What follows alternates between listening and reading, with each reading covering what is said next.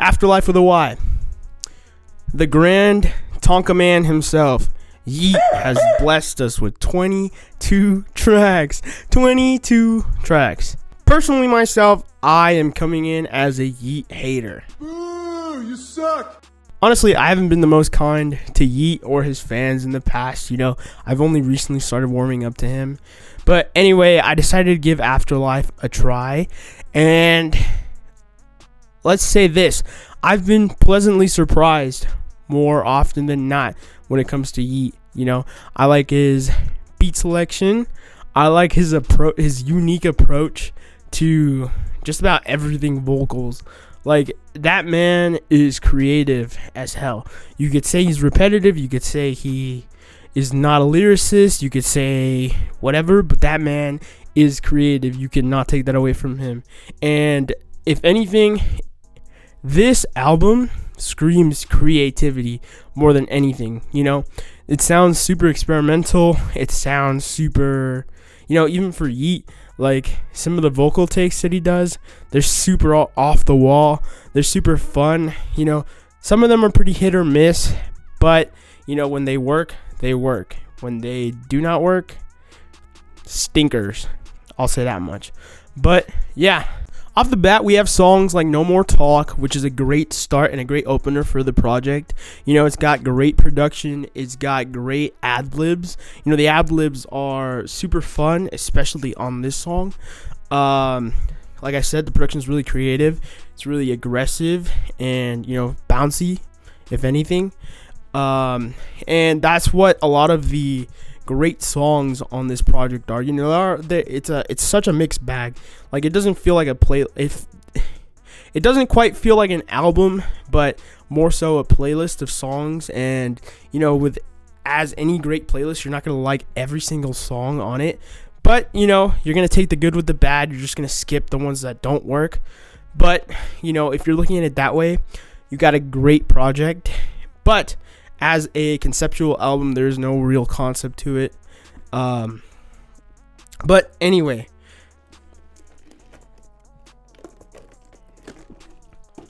that's not to say that it's all perfect, because it goes from something great, like No More Talk, and then it follows up with a song like Schmunk.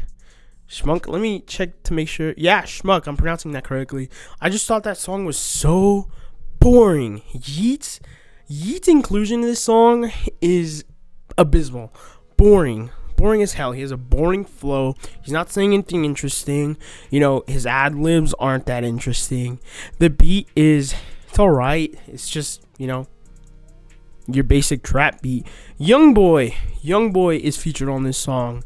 I think he sort of saves it from being just super forgettable. Young Boy comes in and does his thing, but otherwise, it's super boring. On top of that, we have a mix of songs that just, combine aggression, in terms of production, in terms of vocal deliveries and just vocal performance. Yeat, like I said, is just in his element when those are in the mix, and a lot of the songs do have that, and they're great when they're great.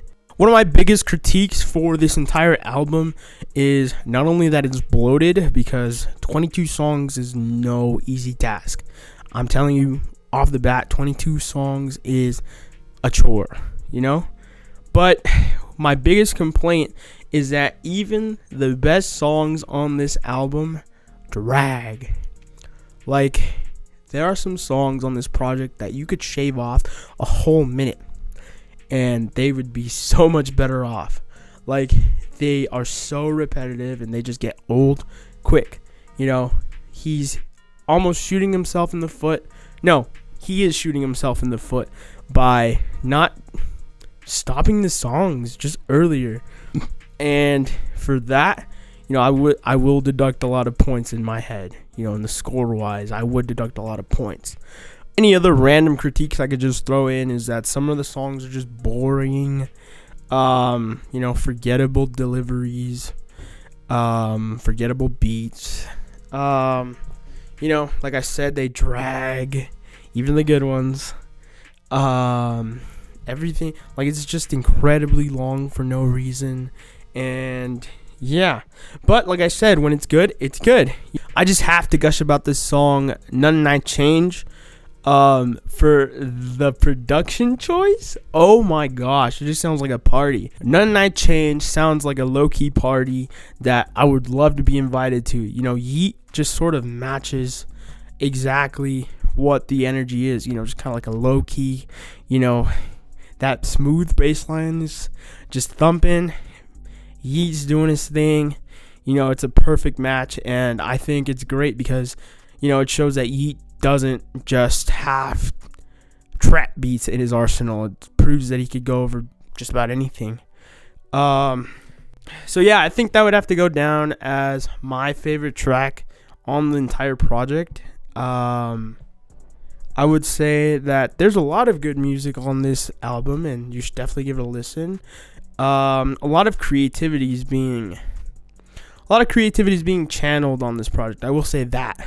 The best example of this amount of creativity that's being spent would have to be the closing track, Myself, which sees Yeat just going over an acoustic guitar beat and doing these strange vocals. You know, he's just kind of off in the background. It's kind of washy. It's kind of almost psychedelic.